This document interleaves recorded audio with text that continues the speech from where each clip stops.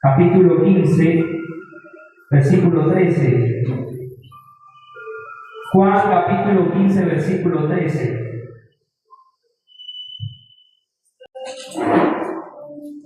¿Listo? Vamos a leerlo en el nombre del Padre, del Hijo y del Espíritu Santo. Nadie tiene mayor amor que este, que uno ponga su vida por sus amigos. Vosotros sois mis amigos, si hacéis lo que yo os mando. Ya no os llamaré siervos, porque el siervo no sabe lo que hace su Señor, pero os he llamado amigos, porque todas las cosas que oí de mi Padre os las he dado a conocer. No me elegiste vosotros a mí, sino que yo os elegí a vosotros, y os he puesto para que vayáis y llevéis fruto, y vuestro fruto permanezca, para que todo lo que pidierais al Padre en mi nombre, Él os lo dé. Esto os mando, que os améis unos a otros. Amén. Quiero que nos quedemos en el versículo 15. Dice: ya no os llamaré siervos, porque el siervo no sabe lo que hace su Señor, pero os he llamado amigos, porque todas las cosas que oí de mi Padre os las he dado a conocer. Amén. Bueno, esta palabra es hermosa y quiero compartirle un mensaje que tiene como título Más que siervos. Amén. No sé si usted sea consciente, pero el Señor quiere que seamos más que siervos. El Señor quiere que seamos ¿qué? Sus amigos. Amén. Mire, durante este año, durante estos últimos meses, durante este último tiempo, Dios nos ha venido hablando acerca de cuál es la clave de una vida cristiana. ¿Cuál es la clave de una vida avivada, apasionada, de una iglesia enamorada de Dios? ¿Usted sabe cuál es la clave? Exacto. La clave se resume en una sola palabra, y es conocer a Dios. O la palabra conocer. Ahí está todo.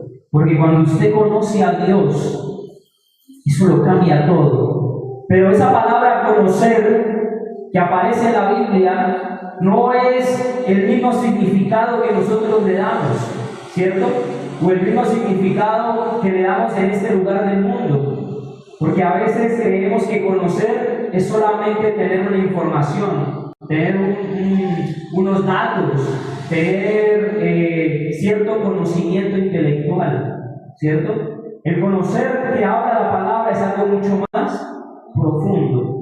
A veces decimos: no, yo conozco al alcalde, porque es que yo trabajé en la alcaldía y tuve unas reuniones con él, yo lo conozco. A veces decimos: no, yo conozco a mi vecino, yo sé dónde vive, yo sé a qué hora sale, a qué hora entra, sé que tiene dos hijos, que tiene una esposa, yo lo conozco.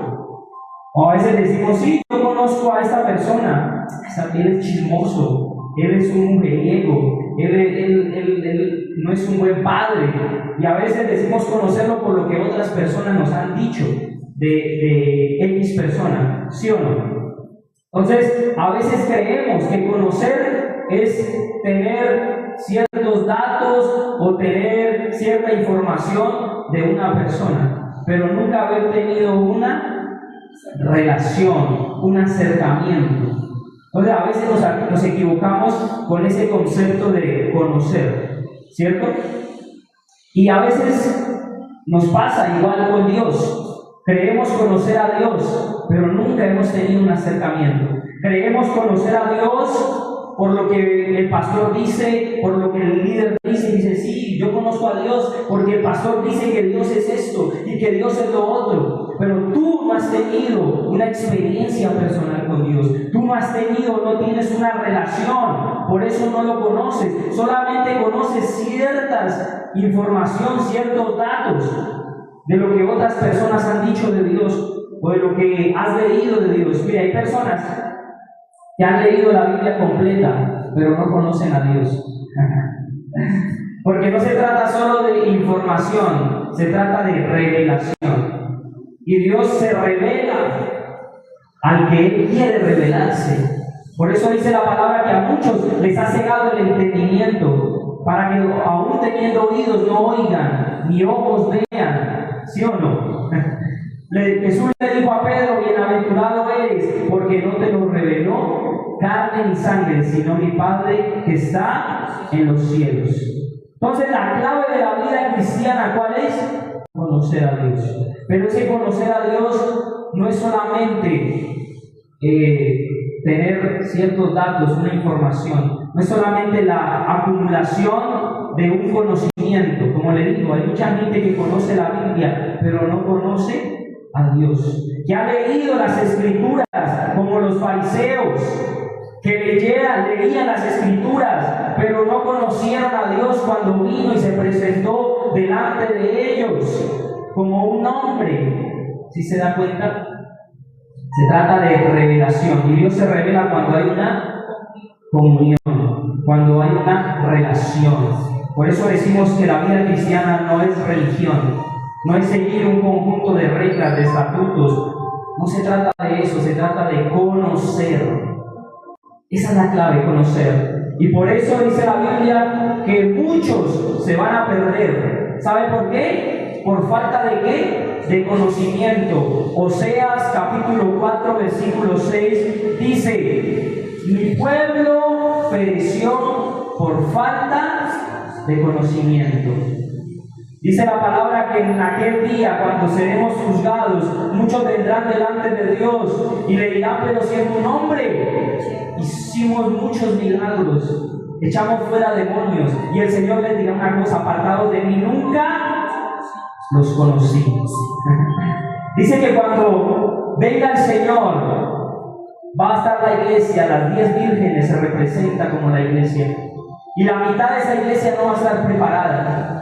Y dice que van a tener una lámpara la cual no va a tener aceite. Cuando venga el Señor, cuando ellos escuchen que viene, dice que las llaman las vírgenes insensatas. Son esa iglesia que no está preparada, que no conoce a Dios, que no tiene el fuego encendido, que no tiene la unción del Espíritu Santo. Dice que van a ir a comprar el aceite. Y en ese momento va a llegar el novio y va a entrar con las vírgenes que prudentes, las que tenían el aceite, las que tenían la lámpara encendida, y entrarán. Y dice que van a venir las 5 vírgenes insensatas que representan la iglesia que no va a estar preparada.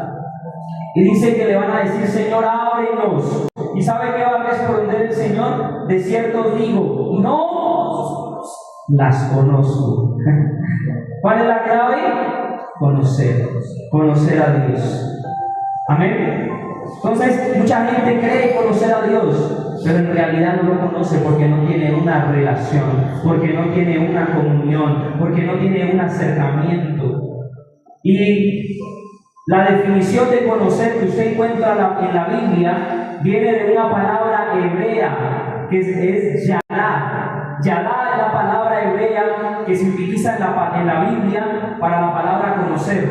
Y le voy a dar el significado. Mire lo que dice: es el verbo más común en las escrituras hebreas, aparece más de 900 veces. Es decir, que más de 900 veces usted va a encontrar la palabra conocer en la Biblia. Dice: a diferencia del concepto occidental, o sea, de nuestro concepto de conocer, dice que es, a diferencia del concepto occidental que es saber, o sea, para nosotros conocer es saber. ¿Cierto? Yo sé de esto, yo conozco, yo sé que doña Carlina vive en tal lado, entonces yo la conozco, pero tal vez yo nunca he hablado con ella. Entonces, el concepto hebreo es muy diferente al concepto occidental, o sea, a esta parte del mundo. Dice que es meramente mental o intelectual. En el pensamiento hebreo significa, la palabra conocer significa conocer a través de la experiencia directa, la relación y el compromiso mutuo. Entonces, conocer va a algo más profundo. Es la misma palabra que se utiliza, o el mismo verbo que se utiliza en Génesis 4.1. ¿Qué dice Génesis 4.1? Que Adán conoció ¿a quién? A Eva, y tuvieron un hijo. ¿Qué quiere decir ahí esa palabra conocer? Que tuvieron intimidad, que tuvieron relaciones.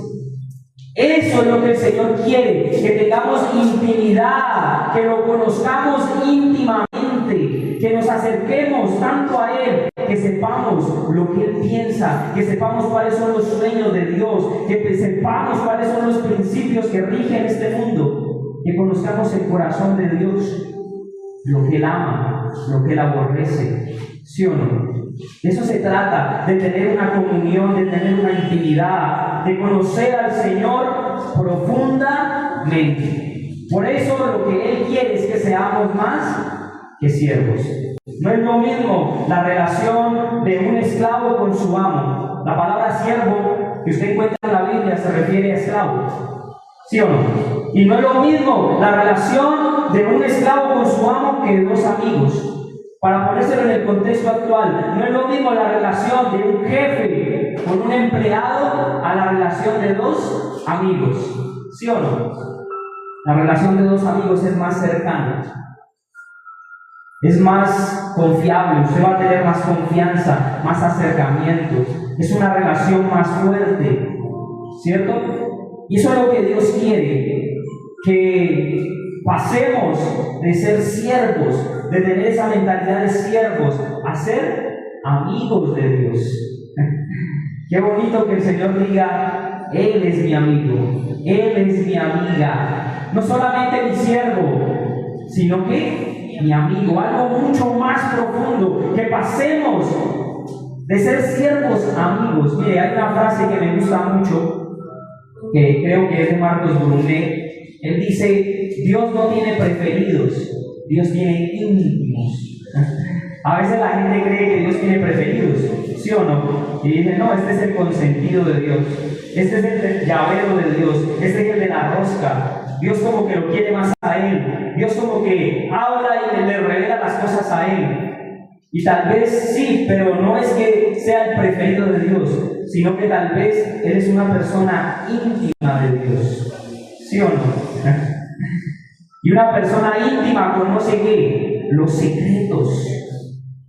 A una persona íntima se le revela los secretos más profundos.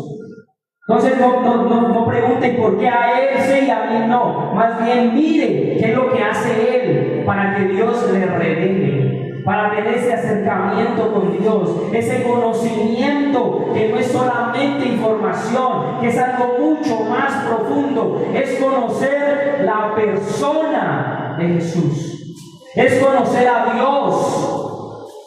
Y usted tiene que cambiar el concepto de que Dios está lejos, o de que Dios es algo. Dios es una persona. Y cuando usted va a la presencia de Dios, a la intimidad, ahí está esa persona. Y aunque Dios conozca todo de nosotros, ¿cierto? Dice la palabra que hasta los cabellos de nuestra cabeza los tiene contados. Él lo sabe todo, pero aunque Él lo sepa todo, Él quiere también conocer nuestro corazón. Él quiere que nosotros le desnudemos el corazón, que nosotros que le mostremos quiénes somos, qué estamos pensando, qué es lo que nos está sucediendo, ¿sí o no? De eso se trata, de tener esa relación con Dios, de que usted hable con Dios como habla con un amigo, como habla con un padre. Asimismo, es la relación que Dios quiere, y ahí lo va a cambiar todo. Acuérdese de esto, que la clave de la vida cristiana es ¿qué? Conocer a Dios, tener una intimidad, tener una comunión. Amén. ¿Sí o no? Entonces mire, entre más tiempo usted pasa con la persona, más lo va a conocer. Entre más intimidad usted tiene con Dios, más conocimiento de quién es Dios. Es decir, que usted va a tener una fe bien cimentada. Usted va a saber a quién adora, a quién alaba. Usted va a entender cuál es el propósito de su vida, que hoy en día muchas personas no lo saben. Viven por vivir. No saben cuál es el propósito de su existencia. Pero cuando usted conoce a Dios, usted conoce al Creador. ¿Sí o no? Usted conoce al que lo diseñó, el cual te diseñó con un propósito. Entonces, cuando conocemos a Dios, o entre más tiempo pasa usted con Dios, más revelación. ¿Qué dijo Jesús? Ya no los llamaré siervos, porque el siervo no sabe lo que hace su Señor. Los llamaré amigos, porque les he revelado las cosas que mi Padre me ha dado. Se las he revelado a ustedes. Ustedes son privilegiados, porque conocen cosas que otras personas no conocen. Entre más paso tiempo con Dios, más revelación tengo. No se trata solo de información. Mire, aquí en la palabra, bueno, aquí no la tengo en el celular o en la Biblia física, véala aquí. Aquí hay mucha información, ¿sí o no? Hay información de lo que ha pasado, de lo que está pasando y de lo que va a pasar. Porque la Biblia es el libro más antiguo, pero el más moderno a la vez. Ahí está revelado todo, ¿sí o no? Pero mucha gente puede leer y llenarse de esta información, pero no tener ¿qué? La revelación, no entender, ¿sí o no? Y muchas veces la gente se acerca a Dios con orgullo, pero la palabra, como Jesús dijo, lloró y le dijo: Señor, gracias te doy, porque le has revelado estas cosas a aquellos que son como niños. Se las ocultaste a los más sabios y entendidos, a los que se creen inteligentes, a los que se creen sabios, y se las revelaste a aquellos que son como niños, aquellos que son humildes, aquellos que te buscan con reverencia. Entonces, dése cuenta que aquí está la información, pero usted necesita tener la revelación. Ahí está la información para que la gente no se pierda, sino que sea salva, pero no tiene la revelación, no entiende. Por eso cuando usted lee la palabra tiene que pedirle discernimiento al Espíritu Santo. Por eso usted necesita escudriñar, estudiar, meditar, profundizar en las Escrituras, para que usted conozca a su Creador, para que usted conozca a su amigo, para que se haga amigo del Señor. Yo creo que no hay un nivel de cercanía más que eso, ¿sí o no? Y ser amigos de Dios. Y la palabra habla de que hubieron algunas personas que fueron amigos de Dios, ¿sí o no? ¿Se ha escuchado que hubieron personas que fueron amigos de Dios? ¿Como quiénes? Uno de ellos, Abraham. Abraham fue llamado amigo de Dios. Yo digo, que el Señor diga que yo soy su amigo, para mí eso ya.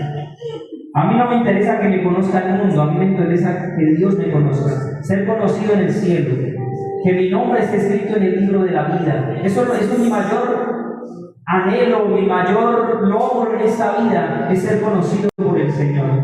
Amén. No que me conozca el mundo, a mí no me interesa eso.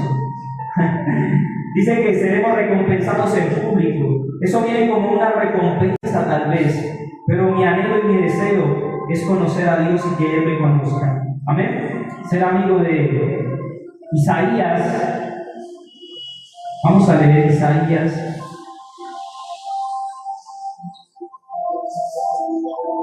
Isaías capítulo 41, versículo 8. Isaías 41, 8. Dice así: pero tú, Israel, siervo mío eres. Primero dice que siervo. Tú, Jacob, a quien yo escogí. Mire lo primero.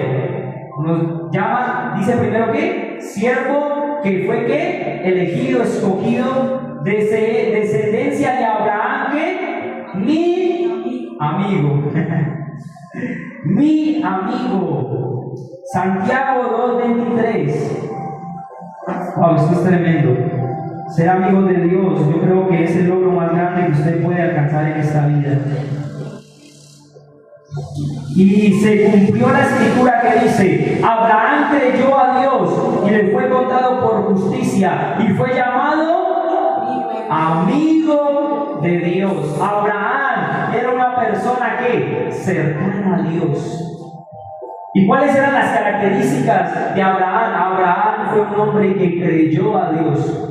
Y por haber creído a Dios, fue llamado justo. Era una persona el cual Dios tenía un acercamiento. el cual tenía una relación cercana. Hay un versículo que dice, ¿acaso? Que Dios está hablando y dice, ¿acaso le ocultaré mis planes a mi amigo Abraham? Dios se lo revelaba todo. Por eso lo escogió, para que de él naciera una nación y de esa nación naciera Jesús, nuestro Señor y Salvador. Amén. Otra persona se lo va a dar al Señor.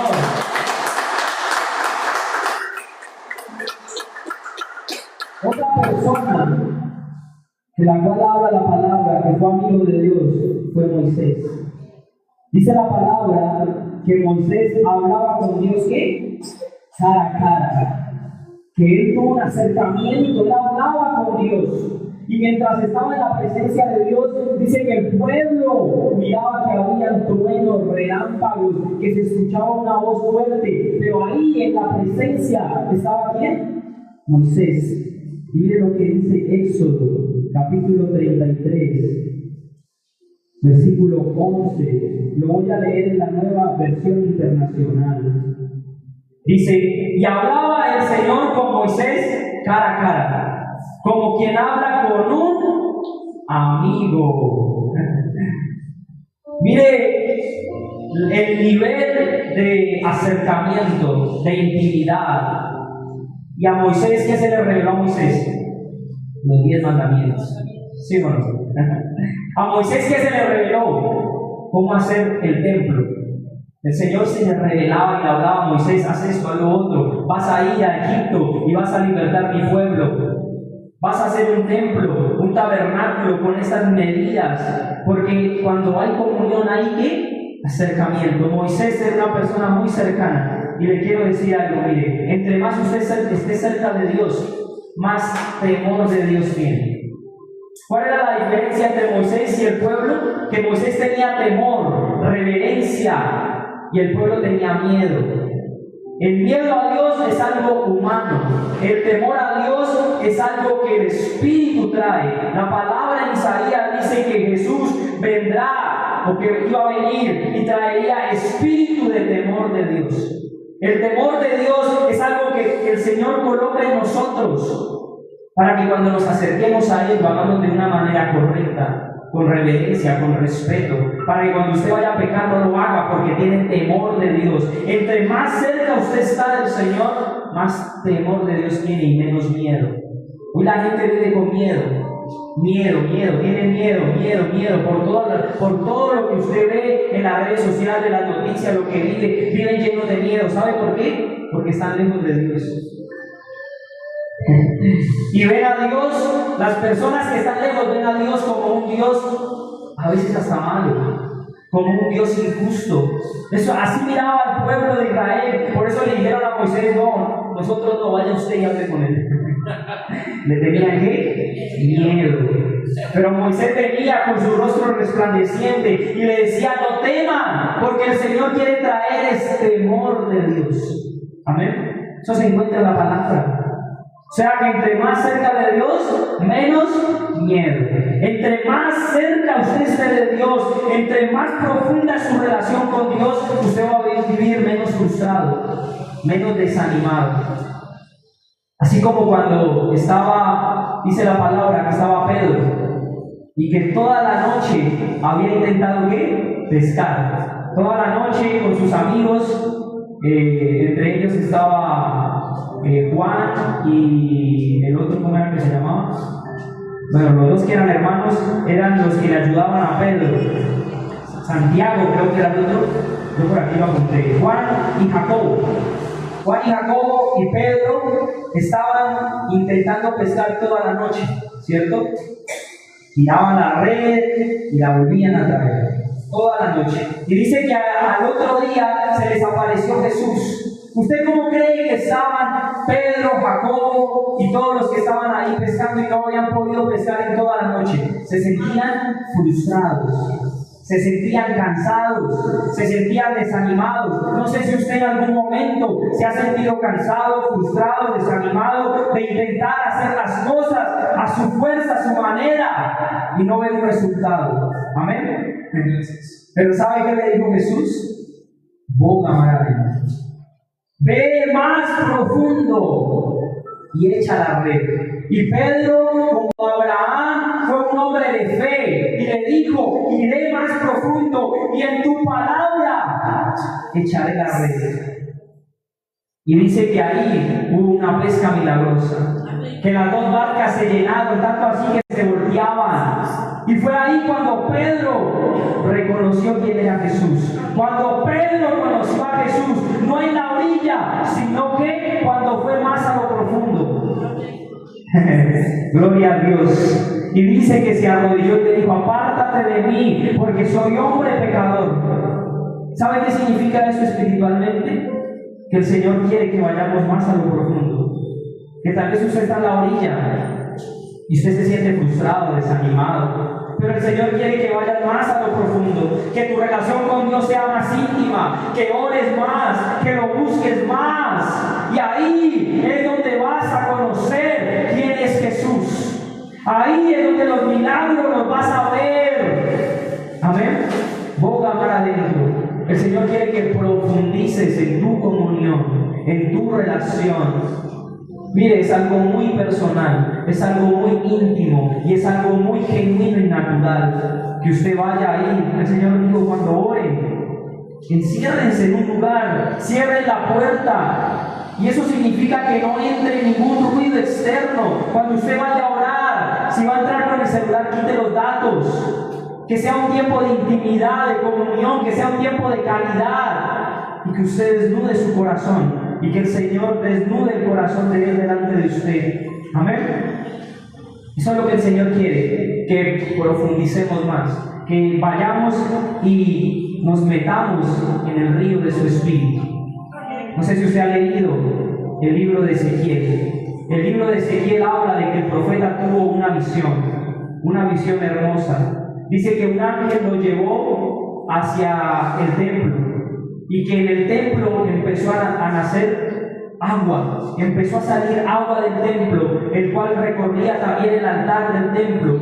Y dice que esa agua empezó a fluir, esa agua empezó a crecer y empezó a salir del templo y iba en dirección hacia el desierto. Y dice que el ángel lo llevó a Ezequiel para que recorriera ese río. Esa agua que aún no era un río, pero que empezó a crecer. Y dice que el profeta, esa agua le llegaba primero ¿a dónde? A los tobillos. Y luego dice que le llegaba a las rodillas. Y luego dice que le llegaba a la cintura. Y a lo último, creció tanto esa agua que se convirtió en un río. ¿Y sabe qué tuvo que hacer el profeta? Nadar. No le tocó otra cosa que sumergirse. Y dice que cuando el río iba, era un río ¿qué? De agua viva, que empezó a traer vida ¿qué? Al desierto. Dice que empezaron a salir árboles frutales. Y dice que llegó al Mar Muerto. ¿Usted sabe lo que es el Mar Muerto? El Mar Muerto es un lugar donde no hay vida, donde el agua tiene un porcentaje de sal tan alta que no hay ninguna especie que pueda nacer ahí. Pero dice que el agua llegó, esa agua viva que representa la presencia de Dios, y llegó al Mar Muerto y trajo ¿qué? Vida. Y dice que el profeta empezó a ver cómo peces salían de ese mar. ¿Sabe qué es lo que representa todo esto? Representa la presencia de Dios, que es como un río de agua viva. Por eso el Señor dijo: el que crea en mí, de su interior correrán ríos de agua viva. Hace 8 días hablábamos que el Espíritu Santo es representado como el fuego, ¿sí o no? Hablábamos de que es necesario que ese fuego del altar esté encendido, ¿cierto? Dice que el sacerdote que nos representa a nosotros tenía que presentar un sacrificio y tenía que apartar las cenizas y tenía que traer leña para que ese fuego no se apagara. Ese fuego representa la presencia de Dios en nosotros, que es como un fuego que consume la maldad, el pecado, un fuego que te aviva. Un fuego que te aviva tanto que tú vas a anhelar querer estar ahí constantemente. Ese fuego, esa pasión por servir, por predicar. Pero aunque el Espíritu Santo sea representado como un fuego, también es representado como el agua. Y aquí en la visión del profeta Ezequiel fue representado como un río de agua viva. Y mire lo curioso que dice en el capítulo 47 de Ezequiel. No le leo toda la visión que él tuvo porque es un poco larga, pero ya se la dije o se la resumí. Pero quiero que mire lo que dice el versículo que se me hizo. Ezequiel 47, versículo 9. Dice: por donde corra este río, todo ser viviente que en él se mueva, vivirá. Hay otra versión que dice: todo ser viviente que nade en este río, vivirá. Yo le hago una pregunta. Eso parece una contradicción, ¿sí o no? Porque ¿cómo así que un ser viviente vivirá? Esto hace referencia a la salvación. Porque hay personas que hoy aparentemente puedan estar vivas, pero su final es ¿qué? Una muerte. Dice la palabra en Proverbios que hay caminos que al hombre le parecen derecho, pero su final es camino de muerte. Y dice que todo el que se sumerja en este río vivirá. Está hablando de un futuro, ¿sí o no? Es decir, que si vamos a voltearlo, que todo el que no se sumerja en el río de la presencia de Dios va a ¿qué? A morir. Dice que la paga del pecado es ¿qué? La muerte. Es decir, que todos estamos condenados a una muerte eterna, ¿sí o no? Por eso el Señor vino a traer salvación. Por eso lo que el Señor quiere no es que te quedes en la orilla. El Señor no quiere que te quedes como un siervo, simplemente. El Señor quiere que profundices, que te sumerjas.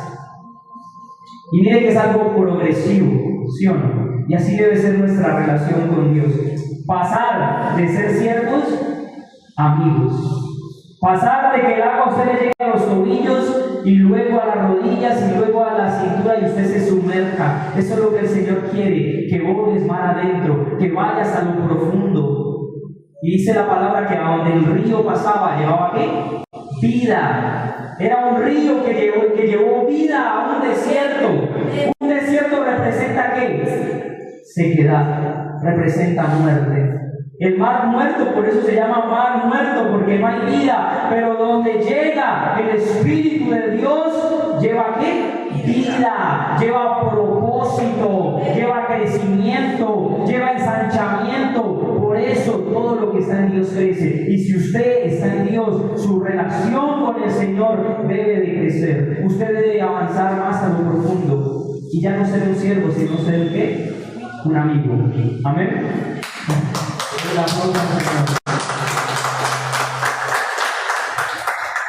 Mire, en pocas palabras, ¿sabe qué es lo que el Señor quiere?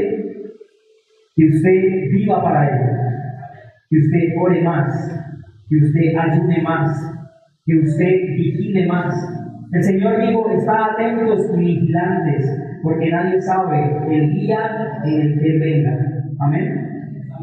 Entonces usted tiene que estar atento y vigilante, porque no sabemos el día en el que usted tenga que partir con el Señor. Eso es lo que el Señor quiere, que usted ore más, que usted lo busque más, que usted escudriñe más la palabra, porque aquí es donde usted va a conocer a Dios. Aquí el Señor se le va a revelar. Cuando usted ora, Dios te escucha, pero cuando usted escudriña y estudia la palabra, usted escucha a Dios, usted conoce a Dios. Para eso venimos de todo esto. No está por casualidad. Y aunque no hayan escrito personas, es inspirada por Dios. Amén. Esta palabra está para guiarnos, para mostrarnos quién es Dios, para conocer a Dios.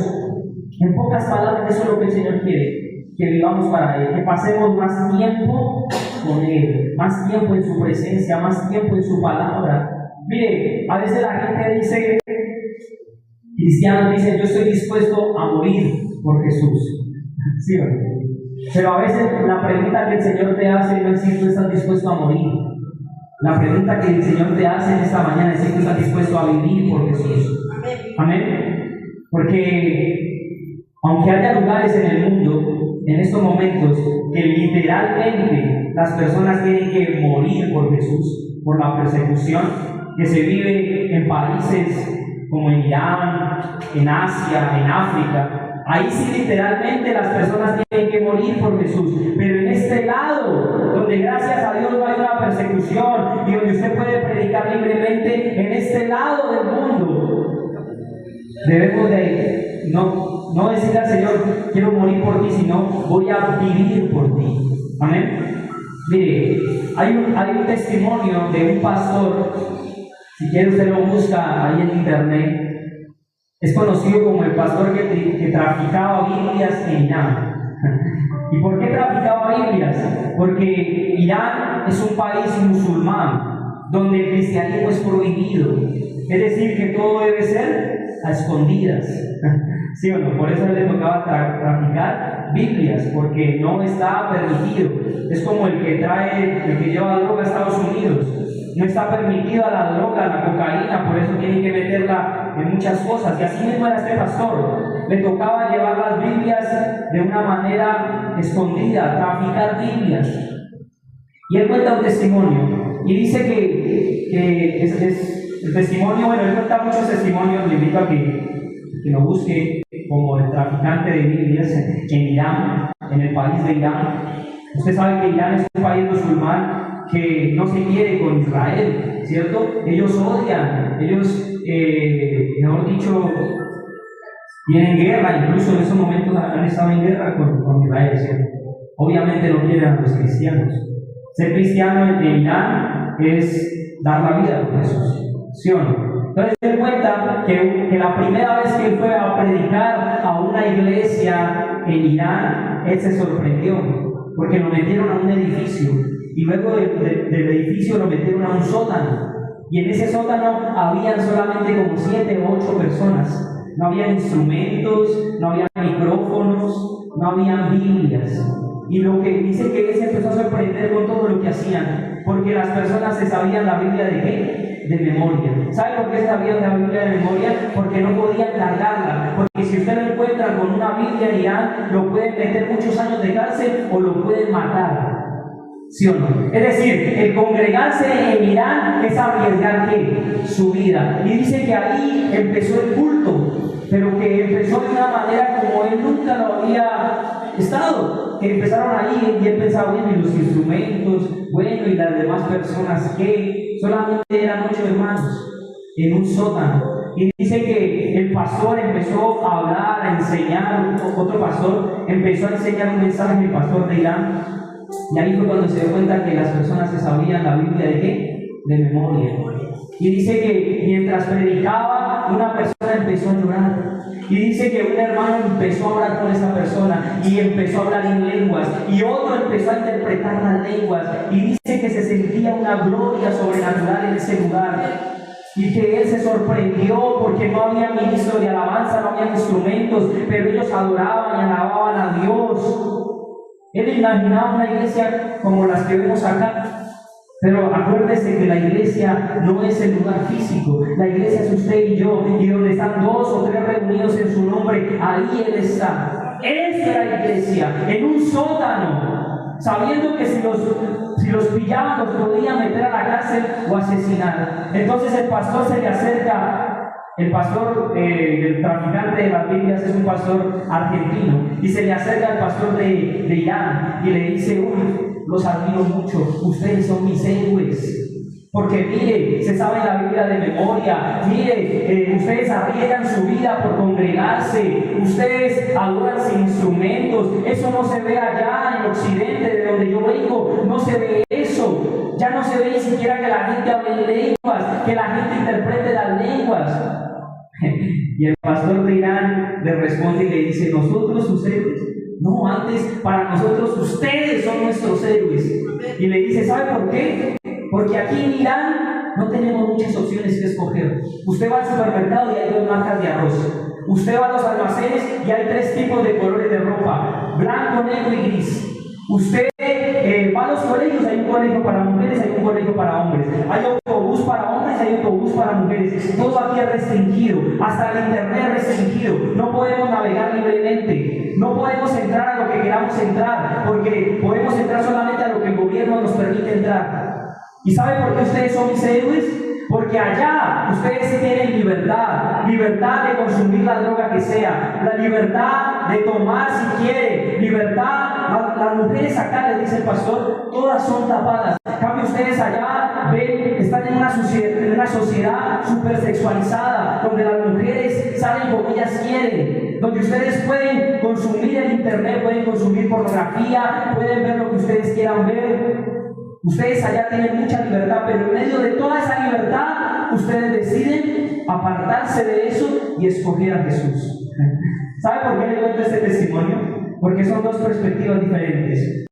Para el pastor de Argentina y para nosotros, ellos son nuestros héroes, ¿sí o no? Porque allá literalmente ser cristiano es dar ¿qué? Su vida por Jesús. Pero desde la perspectiva de ellos, nosotros somos los héroes. ¿Sabe por qué? Porque en el contexto de acá, ser cristiano es vivir, y en medio de tantas tentaciones para el pecado, usted decidir escoger a Jesús. Amén. Por eso le digo que no es solamente decir yo daría mi vida por Jesús. Usted lo dice porque no está mirando. Vaya, dígalo allá, vaya, congréguese allá. Pero aquí lo que usted tiene que decir es voy a vivir por Jesús. Y teniendo tantas opciones para pecar, tantas tentaciones, tanta libertad, porque lo que dice el pastor es verdad. Usted aquí es libre, las mujeres pueden salir si quieren semidesnudas. Aquí una persona puede tener relaciones con 2, con 3, con 4 hombres, mujeres, y no pasa nada, ¿cierto? Pero el cristiano que está acá decide apartarse de todo eso para escoger ¿a quién? A Jesús. ¿Amén? ¿Sí o no? Entonces, ya para finalizar, porque el tiempo nos va muy rápido, quiero que miremos 3 diferencias. ¿Cuál es la diferencia entre un siervo y un amigo? ¿Sí o no? Porque hay algo de diferencia ahí. Si el Señor dijo, ya no los llamaré siervos sino amigos, es porque hay ciertas diferencias entre un siervo y un amigo, ¿cierto?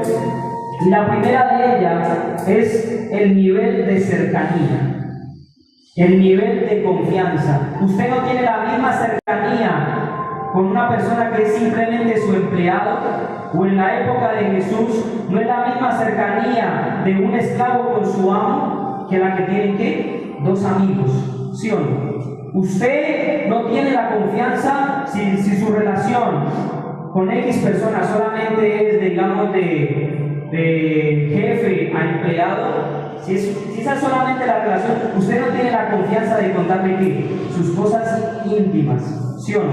Usted no tiene la confianza de contarle sus secretos más escondidos. Pero cuando es un amigo, el nivel de cercanía es mucho más profundo. El nivel de cercanía, el nivel de confianza es mucho más grande. Usted sí tiene la confianza para desnudar su corazón delante de una persona que usted considera su amigo, ¿sí o no? Entonces, esa es la primera diferencia. Usted es amigo cuando es una persona cercana de Jesús, y Él va a venir y le va a revelar los secretos del reino. Amén. Es ahí donde usted va a conocer a Dios, cuando usted sea una persona cercana, una persona confiable. Porque el Señor busca personas confiables. Y una persona confiable es aquella que es fiel en lo poco. Una persona confiable es aquella que usted le entrega algo y usted cuida de eso. Amén. Eso es lo que el Señor quiere, que seamos cercanos a Él. Mire, en la época de Jesús, como le decía ahorita, un siervo es un esclavo.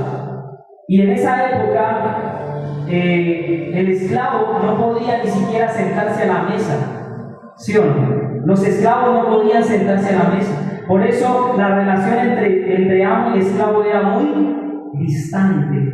Y el Señor, incluso Jesús da una parábola que habla acerca de eso.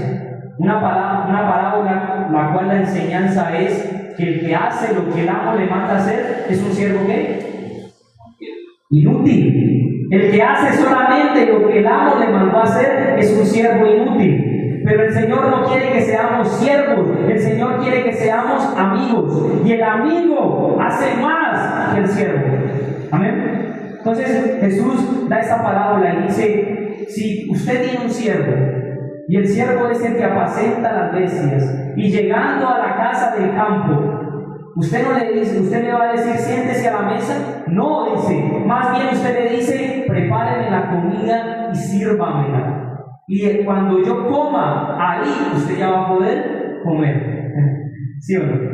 Y dice, y el amo le va a decir, gracias por lo que hizo, no. No le va a dar las felicitaciones porque hizo lo que le habían mandado hacer. Y ahí es donde el Señor enseña en esa parábola. Y dice, aquel que hace solamente lo que el amo le mandó a hacer es un siervo que inútil. Pero mire, que aquí nos está mostrando que un siervo es una persona que lejana de su amo. Es una persona que no tiene, o sea, el siervo no tiene acceso a la vida íntima de su amo. ¿Sí o no? Pero un amigo es diferente. Un amigo es más cercano. Un amigo se le conceden cosas que a un siervo no se le concede. Un amigo es aquel que se sienta a la mesa. Y cuando usted se sienta a la mesa, es un escenario perfecto para usted entablar ¿qué? Una comunión, entablar una conversación. Por eso cuando usted está conquistando a una mujer, usted la invita ¿a qué? A comer. Y en medio de esa comida, usted empieza a conocer a esa persona. ¿Sí o no? Mientras le sirve la comida y así le pidan una hamburguesa triple, dicen ahora, usted establece esa comunión. O sea, el sentarse a la mesa representa ¿qué? Comunión, cercanía, representa conocer a la otra persona, cosa que un siervo no puede hacer, pero un amigo sí. Un amigo se sienta a la mesa con Jesús. Amén. Amén. Jesús, dice la palabra, que le reveló. Dice que él hablaba todo por parábolas, ¿sí o no? Pero a los únicos que les explicaba las parábolas era a sus discípulos. Él se tomaba el trabajo de explicarle sus parábolas a los discípulos. Es una relación más cercana. Esa es la primera diferencia. La cercanía, la confianza. ¿Usted quiere ser un siervo o quiere ser un amigo? ¿Usted quiere estar de lejos o quiere estar sentado a la mesa con Jesús? Amén. El que hace solamente lo que el Señor le manda es un siervo, pero el amigo da mucho más por esa amistad. Amén. Lo segundo es la motivación por la que se hacen las cosas. Un siervo tiene una motivación muy diferente a la que tiene un amigo.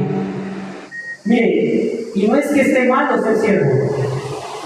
La palabra te enseña que esté mal ser un siervo de Dios. ¿Cierto? Pero lo que quiere enseñar el Señor con esta palabra es que debemos dar un paso más hacia lo profundo y pasar de ser siervos a ¿qué? Amigos. Amén. Y la motivación por la que hace las cosas el siervo solamente recibe órdenes. Vaya, haga esto, vaya, lléveme esto, haga lo otro, sírvame aquí, sírvame allá. Él no se pregunta nada, él no conoce los planes, él no sabe ni por qué hace las cosas. Él solamente recibe órdenes. Y un siervo es un esclavo. Y un esclavo hace las cosas porque le toca. Un siervo hace las cosas porque le toca. No hay libertad en las cosas que hace. Y hay muchos cristianos así, que viven su vida cristiana porque le toca. Que ya no hay un deleite en el servir, sino que es una carga. Que ya es una obligación. Esa es una mentalidad de siervo. Me toca ir a la iglesia, me toca servir en este ministerio, tengo que hacer esto. No es un deleite, pero el amigo no hace las cosas porque le toca. El amigo hace las cosas por amor, porque quiere, por decisión propia. Esa es la gran diferencia. Amén.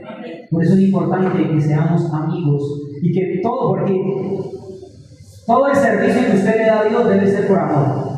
No porque le toca, no porque usted se quiere ganar su entrada al cielo, ¿sí o no?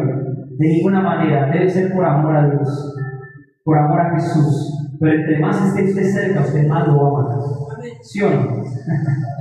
Entonces, esa es la segunda diferencia, la motivación por la que hace las cosas el siervo y la motivación por las que hace las cosas el amigo.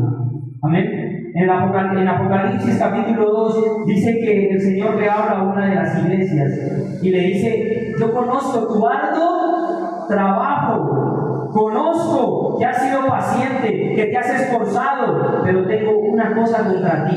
Todo lo que hacía era bueno, pero había una cosa que había olvidado. Dice: pero has olvidado tu primer amor. Todo es por amor. Amén. Entre más cercano usted está de Dios, de Jesús, usted más lo va a amar. Y todo lo que usted hace por amor, mire, delante de Dios, y Dios sabe que yo estoy aquí parado y me vine a vivir acá por amor, porque amo a mi Señor. Amén. Y cuando usted ama al Señor, ama lo que Dios ama. Y lo que Dios ama son las almas, porque las almas se están perdiendo. Lo que Dios ama son las almas. Dios no quiere que hagas las cosas por obligación, porque te toca, que sea una carga. Él quiere que hagas las cosas por amor. La tercera diferencia que le quiero compartir es el compromiso. No es el mismo compromiso de un siervo al de un amigo. ¿Sí o no? El nivel de compromiso de un amigo es mayor. Entonces yo le hago esta pregunta: ¿usted cómo ve a Dios? ¿Como un amo? ¿Como un jefe que lo manda, que le dice haga esto, haga lo otro? ¿O usted lo está viendo como un amigo? Un amigo que te da consejos, que te dice que hagas algo sabiendo que quiere lo mejor para ti. ¿Cuál es la perspectiva que tú tienes de Dios? ¿Cuál es la relación que tú tienes con Dios? Mire, no sé si a usted le ha pasado, pero yo estoy seguro que usted haría cosas por sus amigos que no haría por otras personas, porque hay un nivel de compromiso mayor. Hay cosas que usted haría por sus amigos que no haría por su jefe. ¿Sí o no? Hay cosas que yo he hecho por mis amigos. He hecho sacrificios. He hecho cosas que no haría por otras personas, solamente porque hay una amistad. Amén. Cuando usted es amigo de Jesús, usted va a hacer cosas por Él. Incluso va a dar esa milla extra. No va a hacer solamente lo que Él le mandó a hacer, va a dar más por el compromiso que hay en esa amistad, por lo que representa esa amistad para usted, por amor, por gratitud, por fidelidad. Entonces mi invitación, y ya para concluir, es que usted aprenda a ser amigo de Dios. Amén. Eso es lo que Dios quiere, que seamos sus amigos. Y yo quiero que usted entienda algo, y es que a diferencia de nosotros, Jesús sí es un verdadero amigo. Nosotros fallamos. Nosotros le prometemos a las personas, pero terminamos siendo infieles. Terminamos fallando la promesa que le hicimos a un amigo en algún momento. ¿Sí o no? Porque somos imperfectos. Pero Jesús es un amigo fiel. Jesús no te abandona y nunca te va a abandonar. Aunque tu padre y tu madre te abandonen, aunque tu novio, el que te prometió amor eterno, te deje, Jesús nunca te va a dejar. Amén. Él sí es un amigo fiel. Mire, yo me acuerdo de hace tiempo, me sorprendió algo de un amigo mío que no es cristiano. Pues en ese momento, bueno, él es como católico, tiene como esa corriente por la familia, pero es una persona consagrada a Dios, pues, y yo no recuerdo que le estaba ayudando en algo y me tenía que vender a su correo, pero no tenía la clave. Entonces yo le digo: mandame la clave de tu correo, y él me la manda como con vergüenza, como con pena. ¿Y sabe cuál era la clave de él? Era: Jesús es mi mejor amigo. Y yo, wow, me sorprendí. Y yo, esa persona, ¿cómo va a colocar una clave así? Pero realmente es así. Jesús es un verdadero amigo. Jesús es un amigo fiel. Un amigo que te levanta cuando estás caído. Es un amigo que te escucha. Es un amigo que te consuela. Es un amigo que te da la palabra correcta. Hay amigos que te dicen cosas que a veces son mentiras. O hay amigos que te dicen cosas por conveniencia, que en realidad no son amigos, no son verdaderos amigos, que te ocultan las cosas o que te llevan a hacer cosas que te van a hacer daño. Pero Jesús no. Jesús es un amigo verdadero que te va a decir no lo que tú quieres escuchar, lo que tú necesitas escuchar. Amén. Por eso yo le aconsejo que si usted tiene un amigo en esta vida, un verdadero amigo, sea Jesús. Amén. Porque los amigos terrenales te van a fallar. A veces la gente dice: no, este es mi mejor amigo, Él nunca me va a fallar, yo siempre, pero en algún momento te puede abandonar, en algún momento te puede traicionar. Jesús no, Jesús es un amigo fiel. Amén. Amén. Gloria a Dios. Y mire, yo con esto termino. Ser amigos de Jesús demanda una entrega total. Ser amigos de Dios demanda una entrega total, demanda amar lo que Él ama y aborrecer lo que Él aborrece. Cuando usted es un amigo de Dios, usted es un enemigo del pecado. Cuando usted es un amigo de Dios, usted es un enemigo de las cosas del mundo que nos alejan de Él. Cuando usted es un amigo de Dios, usted es un enemigo de Satanás. Amén. Así de radical debe ser nuestra relación con Dios, nuestra amistad con el Señor. Santiago capítulo 4, versículo 4. Santiago 4:4 dice: oh gente adúltera. Aquí está hablando de un adulterio espiritual. ¿Qué es una persona adúltera? En términos naturales, es una persona que teniendo un esposo, una esposa, se acuesta con otras personas, ¿sí o no? Es decir, una persona adúltera espiritualmente es aquella que tiene una amistad con Dios y tiene una amistad con el mundo, tiene una amistad con Dios y tiene una amistad con el pecado, tiene una amistad con Dios y tiene una amistad con la mentira. Eso es una persona adúltera espiritualmente. Amén. Oh gente adúltera, ¿no saben que la amistad con el mundo es enemistad con Dios? Si alguien quiere ser amigo del mundo, se vuelve enemigo de Dios. Amén. La amistad con Dios demanda que usted le entregue toda su fidelidad, que usted apoye lo que Él apoya, que usted apoye la causa de Dios, que usted aborrezca lo que Él aborrece y que usted apoye lo que Él apoya. Amén. No podemos ser contrarios, no podemos decir soy amigo de Dios y apoyar lo que Dios aborrece. Es algo incoherente. Amén. ¿Sí o no? Y hoy en día se ven muchos cristianos, perdónenme, no estoy juzgando, pero se ven personas que se dicen ser cristianos, pero son amigos del mundo, pero apoyan las cosas que Dios aborrece. ¿Cómo es posible que usted, siendo un amigo de Dios, apoye lo que Él aborrece? Y hay dos cosas. Yo sé que usted dice, Dios aborrece el pecado, pero hay dos cosas que el Señor aborrece especialmente, y lo encuentro en la palabra. El primero es la mentira, la hipocresía.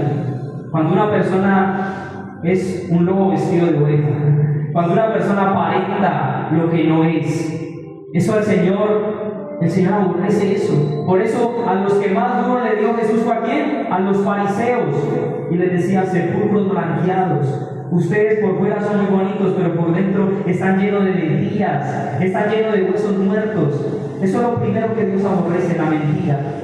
Aquellos que con su labio lo honran, pero su corazón está lejos de Él. Y lo segundo que aborrece el Señor, entre todo el pecado, es el orgullo, la altivez. Cuando una persona se considera más que los otros, cuando una persona se cree tan autosuficiente de no necesitar a Dios, cuando una persona se presenta delante de Dios con altivez, con orgullo. Por eso dice la Biblia que Dios mira de lejos al orgulloso, pero que el humilde está cerca de Dios. Amén.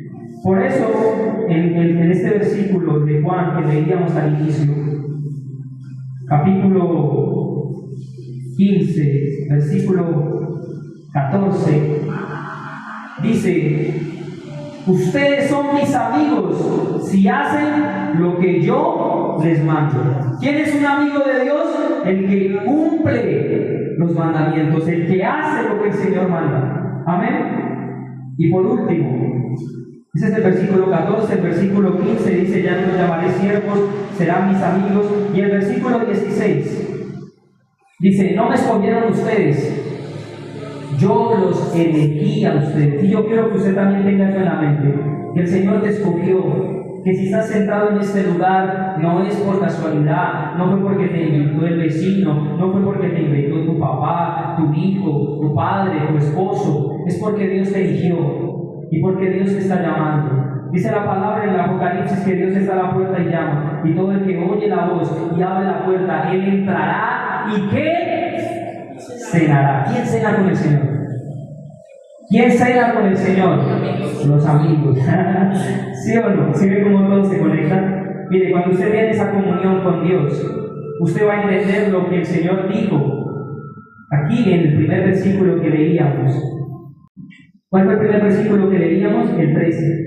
Y nadie tiene amor más grande que el que da la vida por sus amigos. Cuando usted es un amigo de Jesús, usted entiende el sacrificio en la cruz.